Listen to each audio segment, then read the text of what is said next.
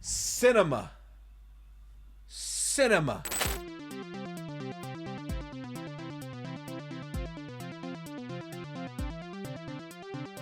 Ladies, gentlemen, and those with the good sense to do away with the whole notion, I welcome you to the premier audio medium for all your Fazbear entertainment needs. The Freddy Fazbear Pizza Podcast. Note, FFPP is not responsible for any loss of appetite, disinterest, dismemberment, or other legally classified statuses. So strap in and enjoy. Hello everybody, welcome back to the Freddy Fazbear Pizza Podcast. I'm your host, the Toast at RyeToast, here to talk about Five Nights at Freddy's, like we always do. And folks, I'm not going to beat around the bush here. It is the FNAF News, FNAF Anniversary episode. We finally have actual FNAF news to talk about. It's not just like a teaser that I think might be a game. No, it's legitimately two teasers for two separate games. And also, Freddy Fazbear's is going to be real now.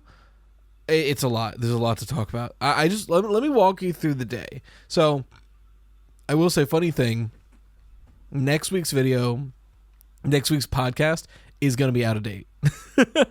I don't even remember. I'll have to rewatch it to see.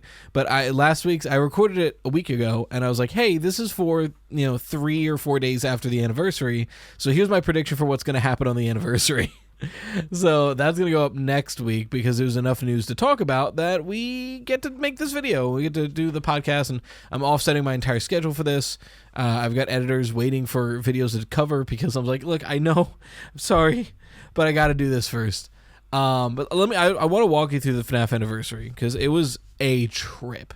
So, I'm keeping my eye loosely on socials and just seeing what gets posted.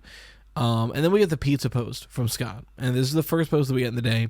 It's like 10 a.m. I think. Let me look this up to be certain about this. When was this damn pizza posted?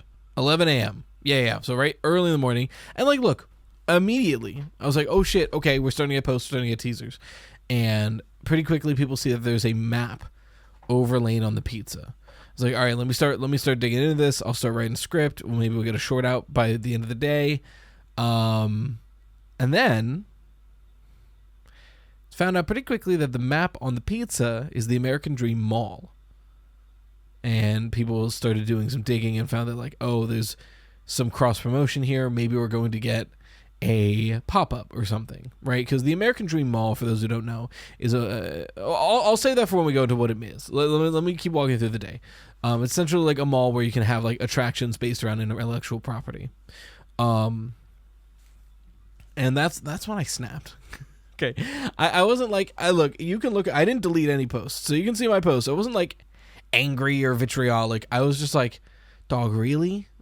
Because there was a moment, and this is the pessimistic side of me, that there was a moment where I was looking at this pizza post about the American Dream Mall, and mind you, this is the first time the Scott Games Twitter account has tweeted anything since November of last year, when it was some behind-the-scenes photos for the FNAF 2 movie.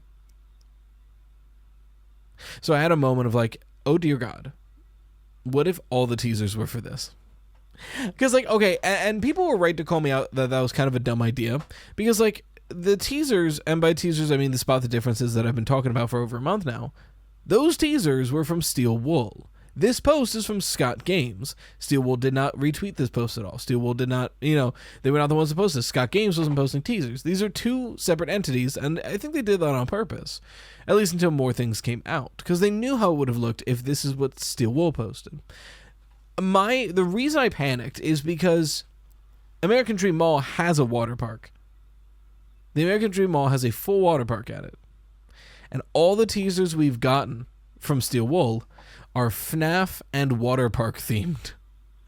So there was a moment where I was like, oh God, all of this buildup was that we're going to get a Pirates Cove in real life. And there's no game being teased right now, and I'm wrong, and I'm crazy, and everything has been wrong, and we don't have any game news, and we got nothing. Luckily, I was wrong.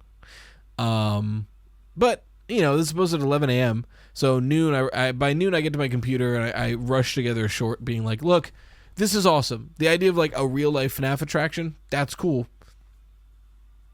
Where's the game though?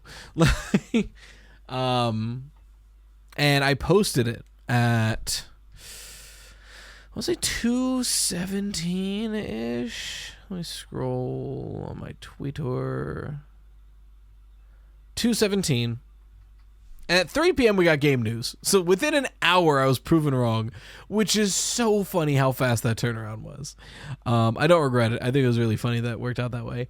But now that we know there's games, now we can separately talk about this because it's not a pop-up. First of all, this attraction. So there was the moment because the reason I was upset, because I was disappointed, was in a vacuum, if we got no game announcements or any teasers or anything on the anniversary, then it would have been, nearly a year since we've gotten any news about any games. And we finally get the lead up for something only to be rug pulled, and it's an attraction that only like a small percentage of the fandom can go to, right? Like it's in New Jersey, but it's close to New York City. So like, the American Northeast can go, and, people with a lot of money can travel. Everyone else just fuck you, I guess, right? Like that was the vibe a lot of people had, of we've been waiting for some kind of meaningful news and we don't get any communication from Steelboy Scott about what's going on. We don't get like a newsletter or anything like Toby Fox does. So we're like, hopefully something's in the works. And then the first announcement we get, like the at the time, only announcement we have was there's going to be like a fun attraction. Doesn't help me. I can't, like I can personally go because I'm in Philly, I'm an hour away, but yeah, it's tough. For a moment it was like, this is tough. This is really tough. And then we were proven wrong. So now that we do have game news, and this is just another cool thing that we're doing, now I'm all on board. Now my mood is completely shifted to this is one of the coolest things Five Nights at Freddy's has ever done. Why do I think that? So we got more information from the American Dream Mall about it. Let me just read it off to you. Why would I recount it to you? Let me just read it off to you. So this is from the American Dream themselves. American Dream is bringing the virtual world of Five Nights at Freddy's to life. Developed in collaboration with Scott Games, the experience will be a functional reimagining of Freddy Fazbear's Pizza, designed to immerse guests in the world of the iconic franchise. Visitors will be able to dine at a Freddy Fazbear's Pizza, play arcade games, experience animatronic stage shows featuring Freddy and the Fazbear Band, visit Foxy's Pirate Cove, and step behind the curtain for an immersive multiplayer survival horror experiences. What? Huh? So it seems like the attraction, so again, American Dream Mall, the whole point of them is that intellectual properties can be like, I don't want to open a whole theme park, I do want an attraction. And American Dream Mall is like, let's put it in the mall. So they are opening a Freddy Fazbear's Pizza in this mall, which is really funny when you consider like the whole thing about like the Silver Eyes, where there was a Freddy Fazbear's Pizza that closed down and they built a mall around it. But they're opening it in this mall that you can go there and just eat at Freddy Fazbear's Pizza. There's animatronic stage shows there. And it's a permanent fixture. They mention in the post, it is a permanent fixture. So it's not like it's going to be like for a year and then they're taking it down. There's just going to be a Freddy Fazbear's Pizza that exists in real life that you can go to and like get pizza at. That's crazy. And like they confirmed there's 2 animatronic stage shows. There's the main stage show, and then Pirates Cove, Foxy has his own stage show. There is an arcade that you can go and play at. And again, step behind the curtain for immersive multiplayer survival horror experiences. What the fuck does that mean? My best guess is this is like an escape room. Because like what else could a survival horror experience be besides an escape room? Like Run from the Freddy? Like what are we talking about here? Like it just doesn't track or make sense to me outside of, like an escape room. But even then, I don't know if it's going to be an escape room because like if this is an attraction with a lot of people, that escape room is going to be booked forever. Escape room takes like an hour. You can only do 8 a day. You're going to have to book till next month. So I don't know. Maybe it's just like a haunted house or something. I don't know. We have no way to know. It'd be dope.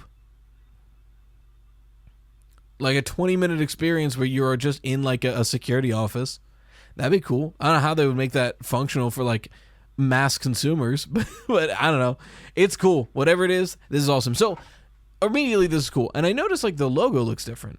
Like this is a fresh new logo. Looks amazing.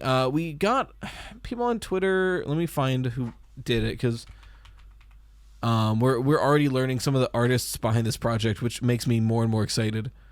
The first artist that I saw on this project that, you know, immediately got me the most excited is Regular Sauce. You know, so for those of you who don't know, Atreyu, you know, one of the most talented, and because of that, most popular cosplayers around Five Nights at Freddy's, who's worked directly with Steel Wolf for some of their PAX West like booths to make like real life props for them and all that. You know, just really, really incredibly talented at making these animatronics look real and functional. Is the creative lead behind the project. When I saw that tweet, I was like, holy shit, they're doing it right. Like, it would be so easy to just be like, hey, Scott Games, we want to make Freddy Fazbear Pizza in real life. Let our people handle it, and you can just sign off if you like it. You know, it's like, cool, yeah, sure. Like, and it probably would have been fine. But getting someone like Regular Sauce, who's not only incredibly talented, but a huge fan of the franchise, to be the creative lead is such a smart move, because this is going to be essentially created by fans for fans, you know, and in that sense, it's going to be way more accurate and way more or true to what the essence of Five Nights at Freddy's is. You know, that's awesome. And then we, you know, the Regular Sauce has been tweeting out like the other people on the project, like Austin J. Goad is the was it the lead environmental design concept artist. DD Derek is the lead 2D artist. You know, like we get to meet these artists immediately, and that's awesome. And thank God we have a new logo that's by someone who's not Pinky Pills. I'm not going to touch that with a 10-foot pole besides saying that. But this logo looks so good. This is such a clean Freddy. I love how he looks.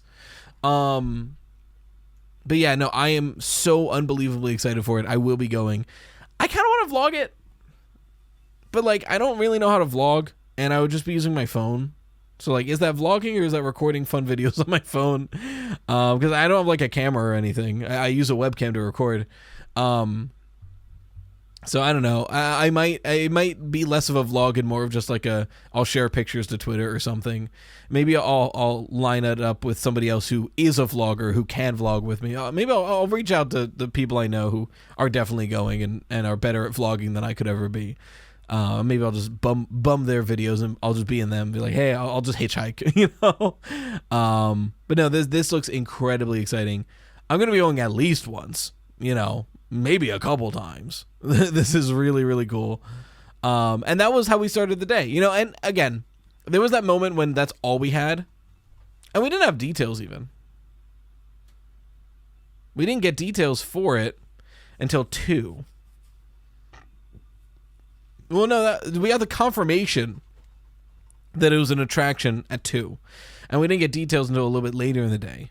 So we're like, oh man. And the more details we get, the more I'm excited for it. Every detail we get looks really, really good. And to American Dream's credit, they are really taking in stride how crazy the online FNAF fandom is. You know? Because like the American Dream Mall is this like standout attraction, this massive, huge attraction that I guess doesn't understand internet marketing that well, because they've got 7,000 followers on Twitter. What are we talking about, guys? What are we talking about?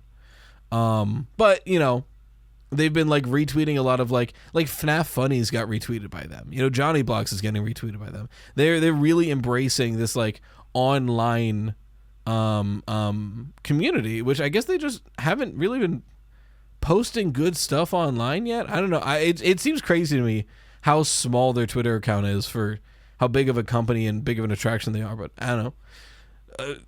It's the FNAF effect. You enjoy your internet blow up, you know? But okay, and hey, all of that was just an attraction. We got 2 game announcements. I'm living life. So we get that. An hour later, Steelwool posts this video innocuously. And I wasn't live at this point. So again, going back to walking through the day, I'm not live at this point. I was like, oh man, we're getting the attraction. Cool.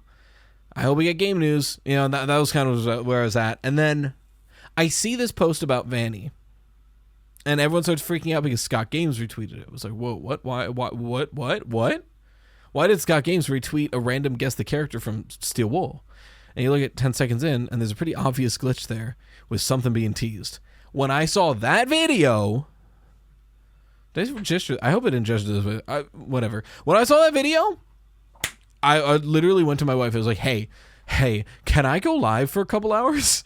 I know it's the middle of the day and we have 3 children. Can you survive for a couple hours while I go live? I'm so sorry.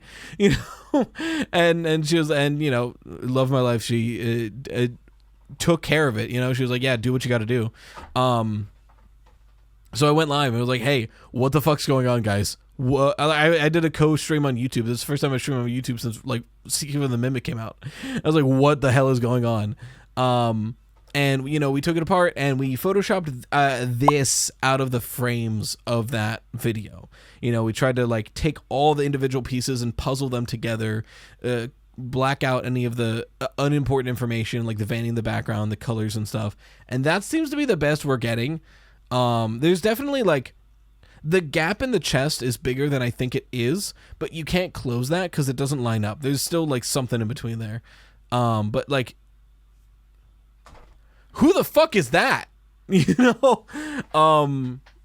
And if it wasn't enough to be like, that's definitely a new Vanny design, Vanny's back, one of the frames is a mask with a 2 in the security breach font. Oh shit. Okay. Security Breach 2 is coming out probably next year. Right? Because, like, if this teaser is like this, it's this bare bones. It's like, it's just the concept art for Vanny, essentially. So, like, they have nothing to show, you know? So, in that case, probably next year, right? We're in August. I highly doubt we're going from this to a finished game before December. But, oh my God, Security Breach 2 is coming out, right? That's insane. It could be Ruin 2, but let's be honest. Five Nights at Freddy's Security Breach Ruin 2 is an awful title. You know, it's going to be Ann Knuckles Definitive Edition Deluxe. Like, what are we talking about here? So Vanny 2 is a thing. That's huge. What does that mean? Right? Because this design is crazy. This design is insane. It looks really good. I like how terrifying it is. I love the, like, bow ribbon on the back. But, like, what are we doing here? The big debate right now is, who the fuck is that? Because most of us thought Vanessa was freed or dead.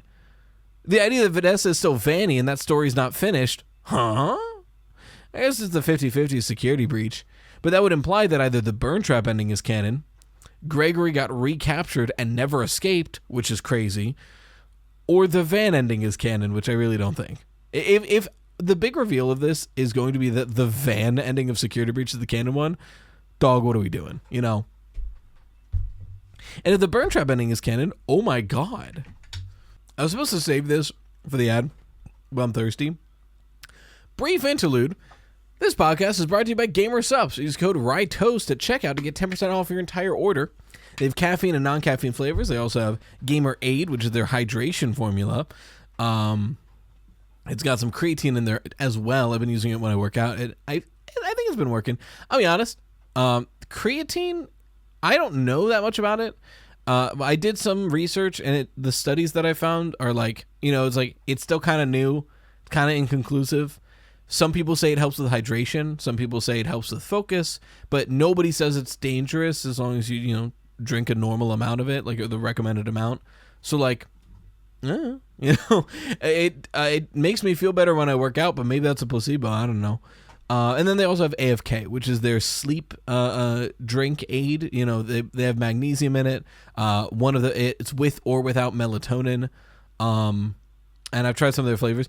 The craziest thing is a lot of their AFK flavors have like they're like milky flavors. You know, it's like hot cocoa, or like there's a cinnamon dolce and things like that. It's like, when I drink these, it's crazy how much it tastes like there's milk when it's water and powder. I don't know how they fucking did it. It's crazy to me.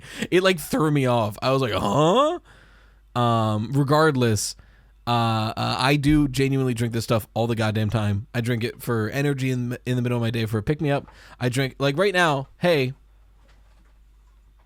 it's like 2 a.m. right now. All right, I'm not drinking caffeine right now.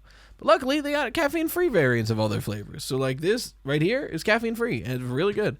This is Bloodlust. I believe it's like a, what is this one?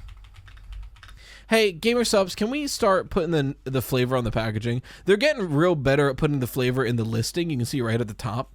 But how am I supposed to remember what Bloodlust tastes like? Turns out Bloodlust tastes like blackberry limeade. And you know what? It's delicious. But yeah, I've been working with them for over a year at this point.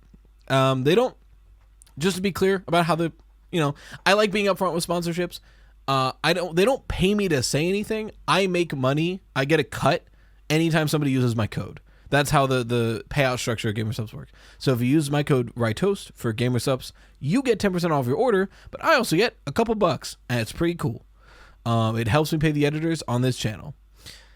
Anyway, I just I absentmindedly drank this. I was saving I was like, oh, I've got a little bit left. Let me save it for the ad. It's good, and I drank it.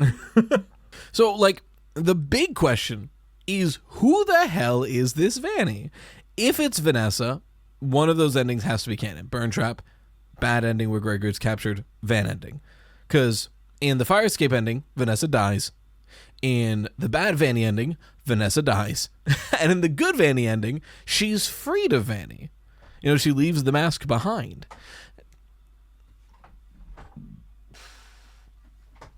I technically, in a horrible, fucked up world, the Fire Escape ending could be canon still. If 2 Vannies is actually real. Because, like, the weird thing about the Fire Escape ending was always the fact that, like, Vanny dies with Vanessa, like, Vanessa Vanny dies, but there's that other Vanessa on the roof looking down sadly. And I always thought that was her spirit looking on what it had become. But, like, 2 Vanessas is possible. If technically you can interpret it as 2 Vanessas for no reason, and then this is like better Vanessa or better Vanny. I don't know, dog. I will say, I think whoever this Vanny is fully controlled. Because the thing about Vanny and Vanessa was that it was an imperfect mind control, right? Like, there's still Vanessa there. It's not just Vanny. So I wonder if that's why, the Vanny we had is a bit more like rounded at the edges, a little less menacing, whereas this is absolutely terrifying because this is like the fully realized Vanny,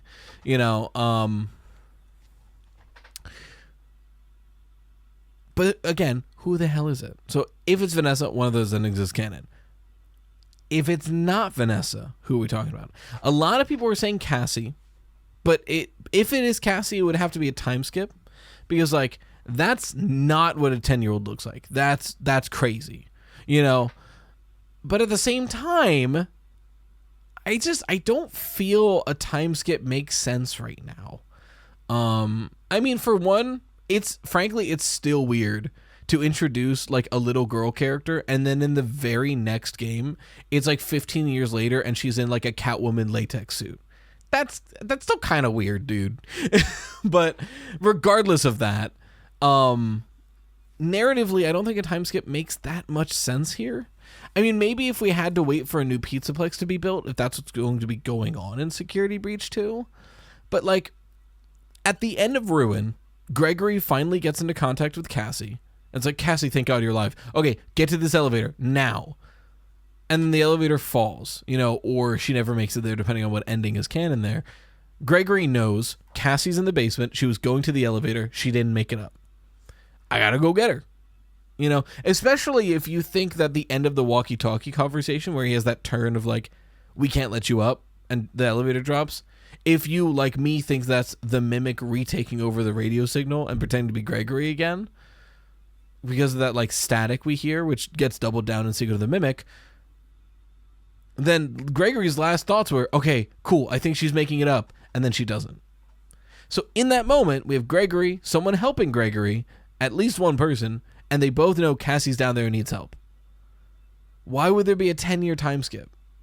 You know what I mean? Like, wouldn't the next logical game be, let's go get Cassie? Which would happen right away because she's in the same spot.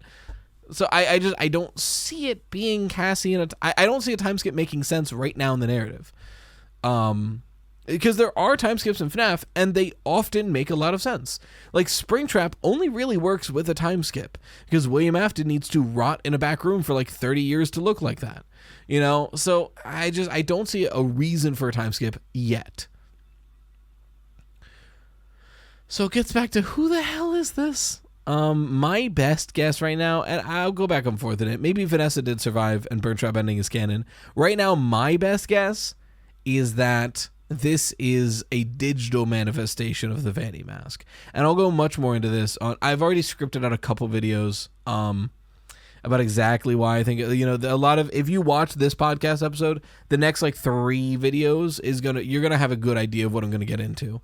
But my best guess is that it is some sort of digital recreation or digital manifestation of the mask in, like the AR world, right? So what do we mean by that? I've been saying for a while that I think Glitchtrap and all of his mind-controlled servants are the Mimic and iterations of the Mimic. So, like, we're pretty sure that from, like, F10 and 4 to M2 that, like, the Mimic can make a copy of itself, right? Because it seems like Edwin is like, I don't want to make a David bot, yet a David bot exists. And F10 and 4 really wants a David bot. So I wouldn't doubt if she made that iteration of the Mimic. So if the Mimic can make a copy of itself, and Glitchtrap seems to pretty definitively be some kind of variant of the Mimic, my thinking for what the Glitchtrap's mind control is less of just controlling what a person does, and more so making an iteration of the Mimic and directly uploading it into the mind of a human. And that version of the Mimic is now piloting this human person. That was my best guess. It's weird and esoteric, but like, it makes sense internally with the logic that we're being presented with. So if that's the case, long walk for a short destination, then the Vanny mask, right? The thing that is trying to take over Cassie's mind. And I said this a while ago. I think if Vanessa is freed of Vanny, there's a chance that Vanny can survive separately. And Vanny needs a new host. That's where Help Wanted 2 comes in. That's where Cassie comes in for Ruin. It's essentially B7, as much as I hate to bring up that story, where, we learn in B7 too that these digital personalities that can exist within a host cannot exist without a host. Or rather, they need a host to thrive and can only be destroyed if the host, while wearing it, is killed. So, and when if it is removed, then it just seeks a new host. So if Vanny is one of those digital entities and is removed from Vanessa, then suddenly Vanny is separate and needs a new host. And I believe it's within the Vanny mask. So in that sense, I think this design could be that Vanny.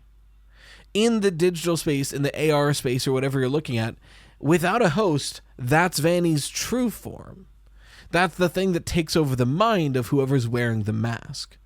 That's my best guess. I think that's what is most likely. This is a digital manifestation of Vanny, possibly even merged with Glitchtrap, but that's a whole other can of worms. And this is the Vanny looking for its new host. Because otherwise, what the hell, dude? That's a crazy looking design. I think that's all the thoughts I have on it. I'm really excited for it. I can't wait to see more. And then we got one more game announcement. So when we got that, we're like, okay, this is huge. And then at 4:00, 1 hour later, someone in chat was like, Mega Cat Studios posted. I was like, what? Into the Pit was great. Are we getting Fetch? Let's go. And the look on my face when I open up Mega Cat Studios' Twitter account And it's a FNAF World 2 teaser. Ah! Cinema.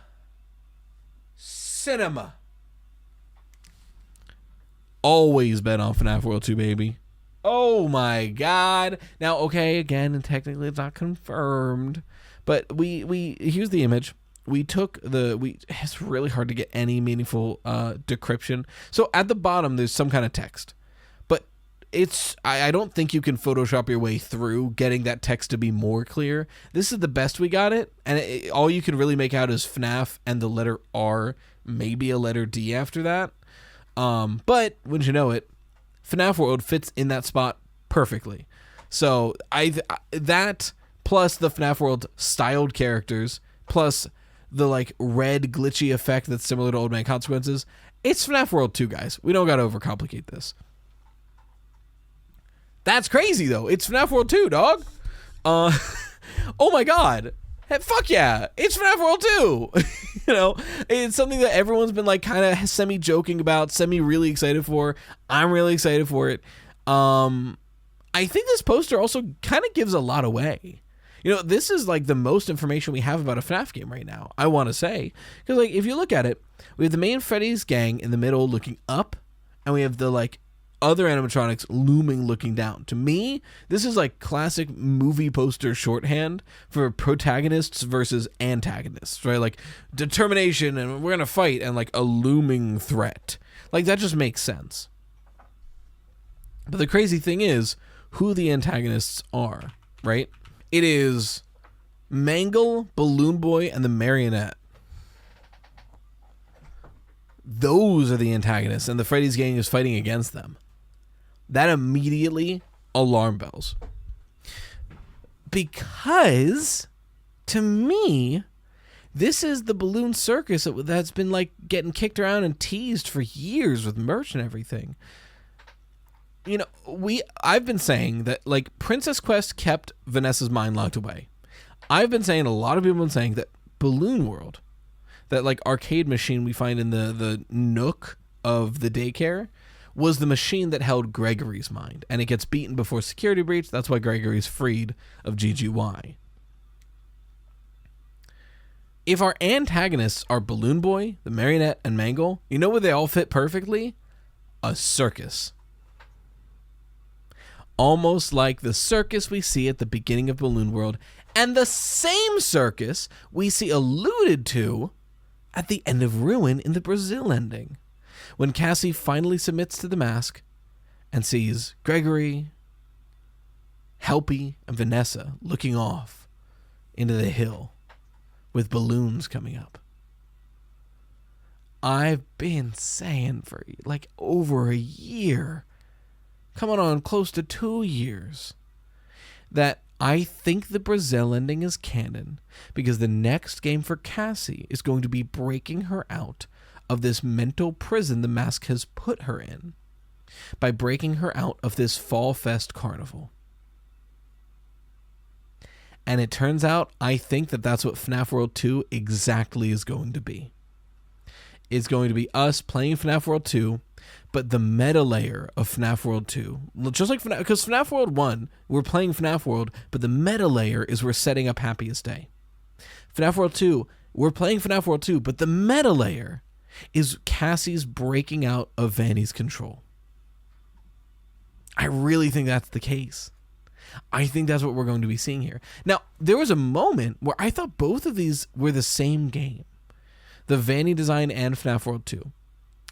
I don't think it is, to be clear, because like it's two completely distinct game studios. But for a moment, you know, I thought it was Cassie's breaking out of her mask, and that iteration of Vanny is the thing we're fighting against, right? Like that's the real version of it that we might uncover as we go. But what I think is happening is I think they're happening either at the same time or right one after the other, right? Like Cassie breaks out of it, and then Security Breach 2 is everyone trying to take on this existential threat. And wouldn't you know it, one of our Patreon questions, I'm going to bring it up now, from MW, they, them. It's exactly that thought. I saw this and I was like, God damn it, we had the same thought. So we're probably not gonna have time for actual questions for today's, because we got so much to talk about. But I did want to bring this up because we had the same thought, and that's really funny. But yeah, one of the Patreon questions, which I do take questions from Patreon and also email for this podcast, was from MW, they, them. We don't have enough info to really theorize the upcoming FNAF World and Security Breach sequels. You're right, but I'm going to do it anyway. But as a fun hypothetical, what would you think if the games ended up being about the exact same time frame, being told from two different perspectives? FNAF World 2 is within the cyberspace, and Security Breach 2 is the perspective of the real world. No if I did that's what going for, but it would continue to spot the difference theme. No, I agree. That was going to be my whole point. Is that, I think FNAF World 2 is Cassie in the mask trying to break out, and Security Breach 2 is trying to rescue Cassie either right after or as she's breaking out of the mask. I think they are. I don't think they're the same game, but I think they are two halves of the same coin. I could be wrong. I could totally be wrong. But I think it is very noteworthy that it seems like Balloon Boy, Mangle, and the Marionette are villainous here, which are all very circus coded. And our main four are standing up against them, trying to break out of this circus. That's what it feels like. There is a possibility. No, maybe not. I was going to say there's a possibility that has something to do with the Mimic, because there's a lot of unexplored weird tech stuff there too. But Balloon Boy stands out as weird to me for that, because Balloon Boy I feel like would be later. Although I have made the theory in the past that Balloon Boy started as was going to be a Circus Baby's Party World animatronic and was later reused for FNAF 2. Just because he does weirdly stick out of FNAF 2, but he kind of fits in better with the fun times. But the Marionette's still there, so it doesn't really add up. No, it's weird. I'm really excited for it, though. I'm so goddamn excited for FNAF World 2. I cannot wait to play these games. Maybe we'll get this one this year. Here's the thing. I don't need a FNAF game every year. As fun as that would be, I'd rather them take their time and make good games. I just want to know what's going on, man. I want to know the plan. I want to know, teasers or oh, we're working on this game. It doesn't have to be this massive secret for radio silence for more than a year. I'm just happy we finally know what games are coming next. It doesn't have to be that soon. I'd rather them take their time. Now we know what the hell we're talking about. Now when we're speculating on the next game, we can speculate about a game, not about a potential game. You know what I mean? So yeah, all these announcements were really cool. It was like a when it rains it pours situation. It was overwhelming. It was exciting. And I can't wait to see what any of these are. Restaurants next year. Security Breach probably next year because it's a big game and we have nothing about it. FNAF World, I don't know, maybe. We have way more about FNAF World 2. It's 7 character models in the number 2, but still. No, I'm very, very excited to see what these games are going to be like, and the more we hear about them. But yeah, it's getting past 2 a.m. now. I'm quite tired. We're getting close to 40 minutes. I took a couple pauses to look for stuff, but I think we'll call it there. So if you want, I didn't answer any questions, but I mentioned MWs. But if you want your questions answered in the podcast, I do answer questions here. You can send them in via email at Freddy Fazbear Pizza Podcast @gmail.com. It's a pain to type out, so it's in the description to copy and paste. There's also a link to my Patreon, where I take questions at a priority and guaranteed basis. I'll at least respond on Patreon, most likely bring it on the podcast. But until next time, as always, thank you for watching the Freddy Fazbear Pizza Podcast, where the pizza abilities are endless. We hope to enjoy your future patronage. Bye-bye for now.